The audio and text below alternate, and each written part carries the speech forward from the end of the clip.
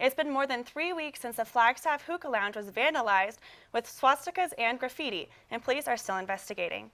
At the center of the case is the owner, Jasim, who has been reluctant to speak publicly about the incident until now. Kiara Brown now joins us in studio. Kiara, when you spoke to him, what was your general sense of how he has been dealing with the aftermath of this incident? Well, April, Jasim is obviously still upset about the damage done to his place of business, and he's even more upset that some people think he staged the incident. But Jasim tells me he has no reason to damage his own business, which he says is uninsured.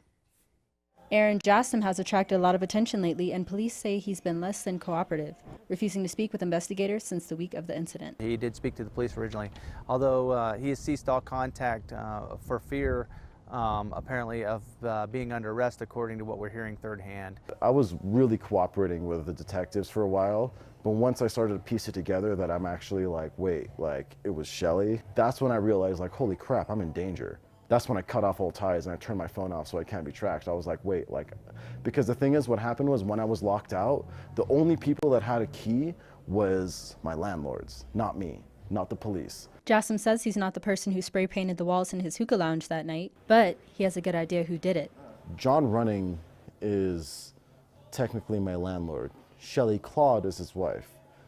I strongly believe that John Running had absolutely nothing to do with this. I'm 100% confident that it was purely Shelly Claude's work. We have repeatedly tried to reach out to John Running and Shelly Claude, but so far they have not responded. And, despite the Nazi symbols and fire, Jasim says he no longer considers what happened to be a hate crime, but rather a calculated attempt to force him out. Flags firefighters literally stormed the building and like put the fire out. The very first thing Shelly said to me right outside the building was like, do you want to sign a termination of lease contract? That was the very first thing she asked me. Police confirmed there were no signs of forced entry, and a small stack of papers appeared to have been torched. So like they told me like, oh, in the middle of the room there was like a stack of like magazines or papers or something. Like, was that there before? And I was like, it shouldn't have been. And I don't know what he was talking about. When I got there, I realized like that was all the paperwork for the business that was pulled out of the file cabinet, put in a stack in the middle of the room. Jasim says there are no copies of the paperwork that was destroyed, and that he has nothing to gain from staging the attack. I had no insurance. Like, why would I destroy my own business? Like, right when I have no insurance, right at the beginning of any used fall semester, and I'm about to make a lot of money. All my clothing was burnt, along with all the paperwork, and it was in a very small, controlled fire in the very center of the place. A GoFundMe page was started on behalf of the Hookah Lounge, but Aaron was not the person who started it. He says over $2,000 was raised, and he did not receive any of it.